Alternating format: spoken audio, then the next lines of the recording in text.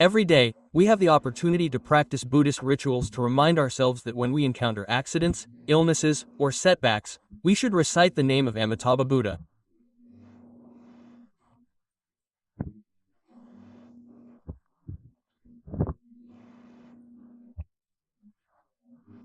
Remember, some people recite Buddha's name daily, but when they face difficulties or obstacles, they fail to do so.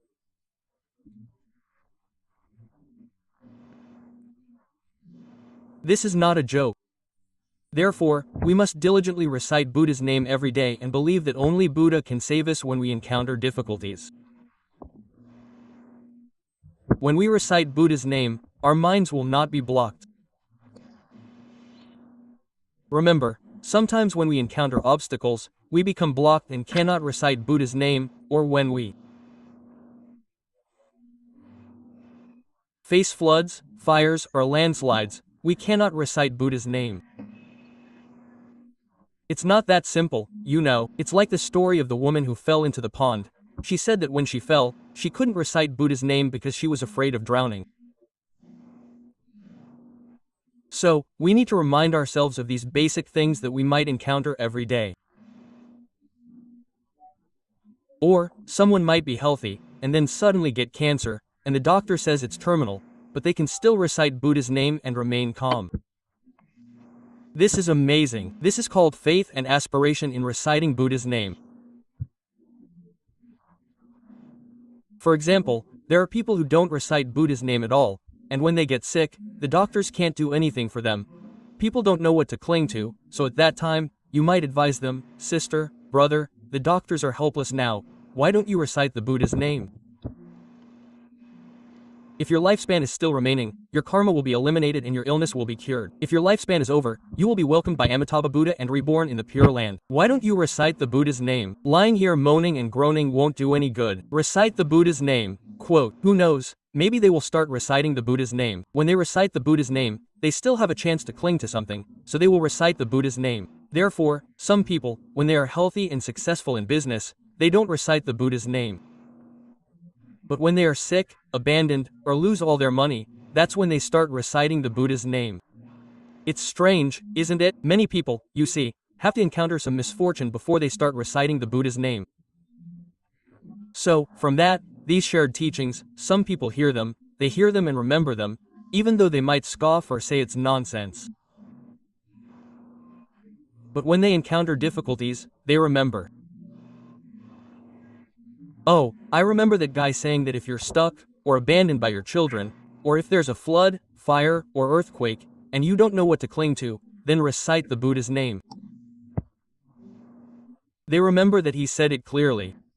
Now, I'll try reciting the Buddha's name and see what happens. Their karmic affinity comes, and they naturally start reciting the Buddha's name. You see, it's not a joke. But now, when they are doing well in business, and you advise them to recite the Buddha's name, they shake their heads and say, nonsense, you recite it. I won't. Quote, see? But when we chant Buddha's name every day, we are joyful and peaceful. Many people are observing us. A few days ago, I shared that the field of peace and joy we cultivate daily shows how great the merit and blessings we accumulate are. This daily joy and peace cultivate immense merit and blessings for all sentient beings around us. But if you only harbor anger and resentment, that hateful mind will harm so many sentient beings around you. Therefore, being joyful and peaceful every day is, in an invisible way, cultivating extremely great merit and blessings. Remember this point. So, chanting Buddha's name and bowing to Buddha every day, and then when you encounter obstacles, you will see the effectiveness of your practice.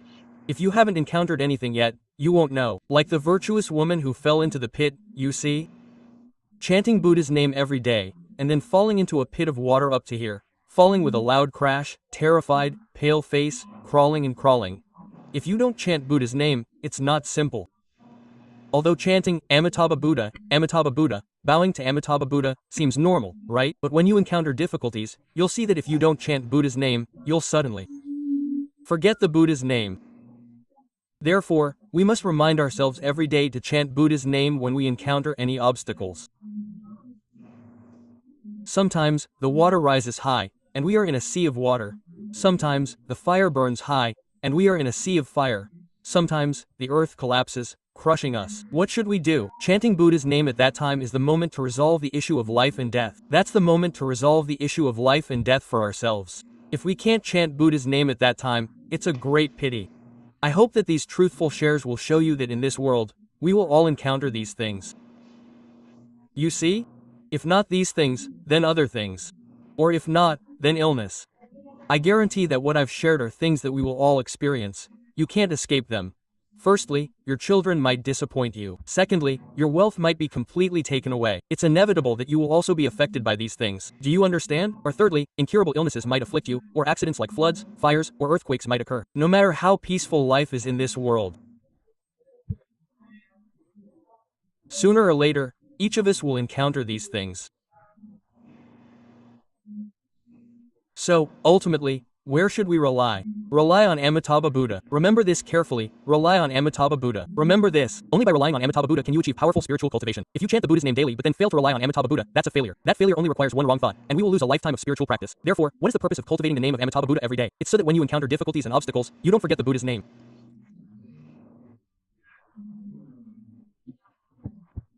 It reminds you that you cannot rely on money or people. You can only rely on Amitabha Buddha. It reminds you of this constantly. And those who chant the Buddha's name and pray for rebirth in the Pure Land, no matter what obstacles they encounter, must maintain a calm mind. Maintain a calm mind. If you can't maintain a calm mind, you can't chant the Buddha's name, dear friends.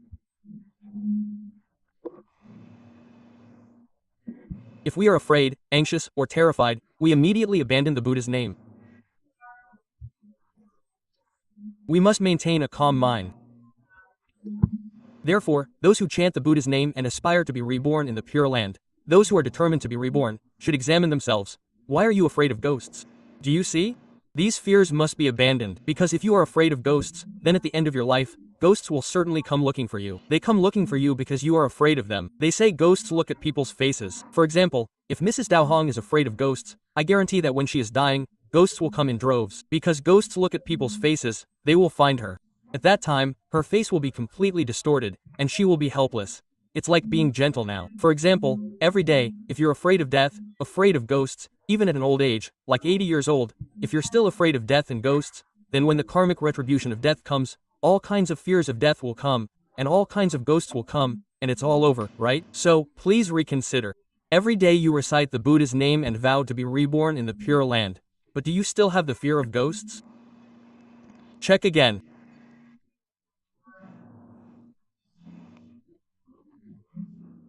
Maybe at night, or when there's rain and wind, and the windows are banging, you tell someone to close the door, but in your heart, you think, if I reach out to close the door, what if something grabs my hand and pulls me out? I'll die, quote. So, you say, please close the door for me. See? As a Buddhist practitioner, you have to practice courage. You have to practice being brave. You're not even afraid of death, so why are you afraid of ghosts? You have to practice being brave. When you practice being brave, you'll think that you can let go of this body at any time. Practice gradually. Build it up gradually. You will definitely let go of this body. You must let go of this body. Practice gradually. But if you still have the fear of ghosts and things like that, then the karmic retribution of ghosts will come in large numbers. Because the mind that fears ghosts attracts them. So, a Buddhist practitioner must maintain a calm mind. Maintain a calm mind even when facing any difficulties. Only when you are calm can you help others. You can only help others if you can help yourself. If you can't maintain a calm mind, you will fail. You will abandon the Buddha's name. Therefore, most people who are eliminating karma are often confused, so they can't recite the Buddha's name. Confusion means the mind is clouded, and you can't recite the Buddha's name. So, a Buddhist practitioner must maintain a calm mind. During normal times, you train yourself. When you hear any news, you must maintain a calm mind. Even if you hear very frightening news, you must maintain a calm mind. Amitabha Buddha. And when you hear some news, your heart suddenly races. My grandfather's heart failed, everyone. He failed. You hear the news from outside, and you're already affected, you've already lost, you've failed, right? So you have to keep a calm mind and think carefully.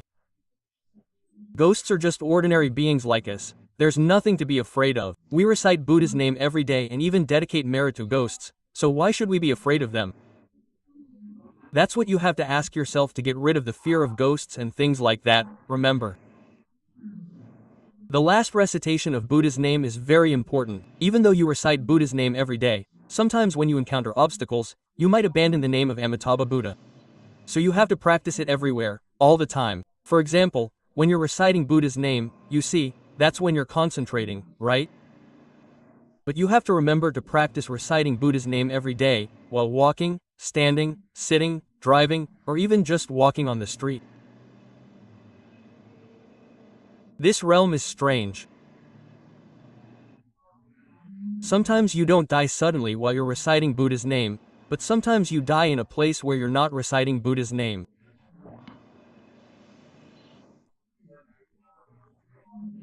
So you should often recite Buddha's name in places where you're not usually reciting it, like while driving, working in the fields, or wandering around on the street.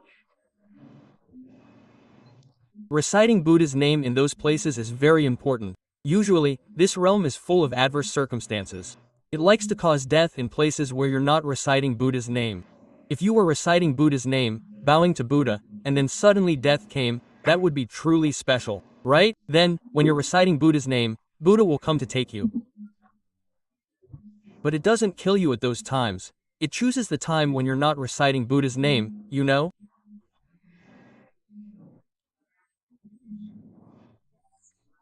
Or when you're sleeping in the middle of the night, or sitting in a car on the road, or standing idly on the street, and then something hits you, or you're sitting on the ground and it collapses, or you're on a high floor and a fire breaks out, making you scared and people run away in fear. There was a building somewhere abroad.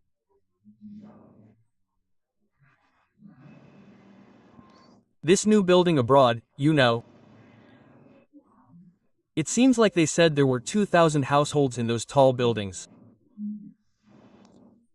2,000 households in those tall buildings, and you know, the fire started from below. Isn't that terrifying? It's like back in the countryside when we used to gather all the mice together and burn them alive. Isn't that horrific?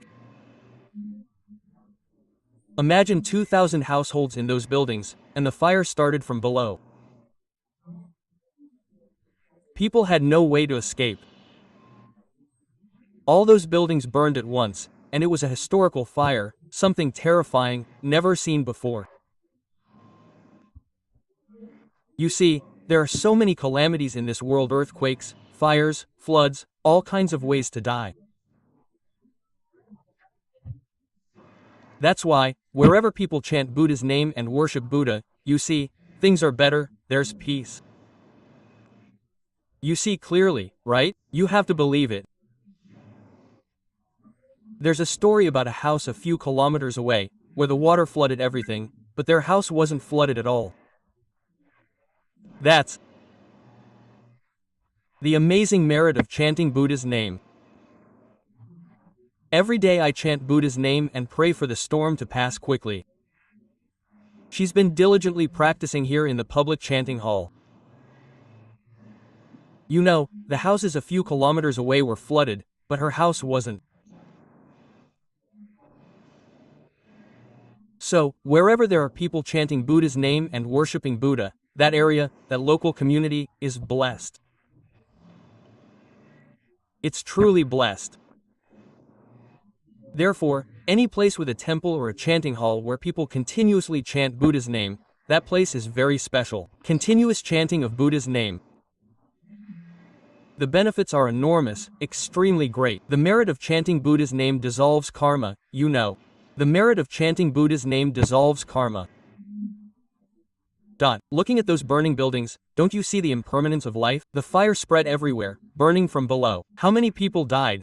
It's impossible to count. They just give approximate numbers, they can't possibly give the exact number.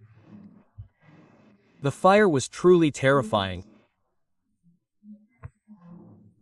Imagine 2,000 households, 2,000 families living in those buildings, in those tall buildings, those towering skyscrapers. How many people were living together there? Perhaps it's due to collective karma. That's why, when you live in those tall buildings, knowing how to recite Buddha's name is very good. Look at those buildings that caught fire. It's terrifying, isn't it? Where can you run? So, just recite Buddha's name. Everyone will die eventually. Reciting Buddha's name keeps your mind peaceful. Reciting the name of Amitabha Buddha every day reminds you in every moment, everywhere. Reciting Buddha's name reminds you to be kind.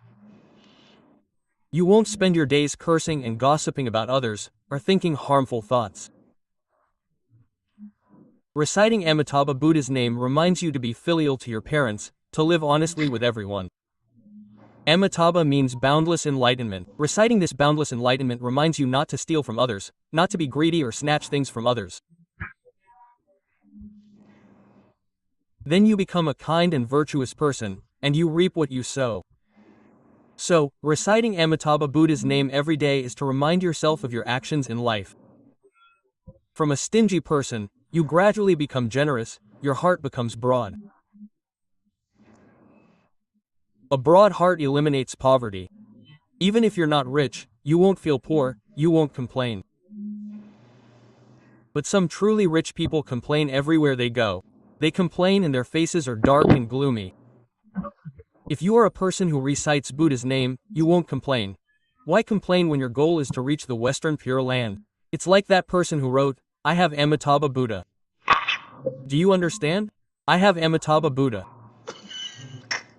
Do you understand? It means I have Amitabha Buddha. Amitabha Buddha is the most reliable refuge for my peace of mind. Do you understand? Saying that, his wife behind him would hit him on the head again. Who are you relying on? You're relying on someone weak. Quote, see? So remember, having Amitabha Buddha is the most special thing, you see?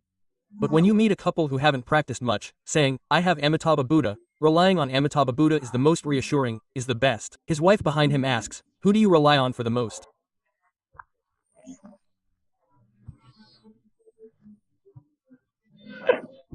Peace of mind? Quote, he hesitates, showing his faith and vows are still weak, right? His faith and vows are still very weak. So, say clearly, relying on Amitabha Buddha is the most reassuring.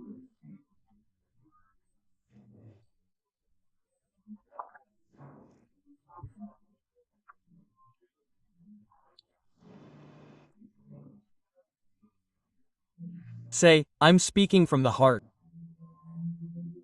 While I'm alive, I'll live enthusiastically, but honestly, relying on Amitabha Buddha is the most reassuring. There are times when I can't rely on you, or anyone else. There are times when no one can help anyone. I can only rely on the mind of Amitabha Buddha for peace and reassurance. Who can guarantee they'll help me anytime, anywhere? How can anyone guarantee that? Only by relying on the mind of Amitabha Buddha, on enlightenment, will I naturally find peace. Quote, it's clear, isn't it?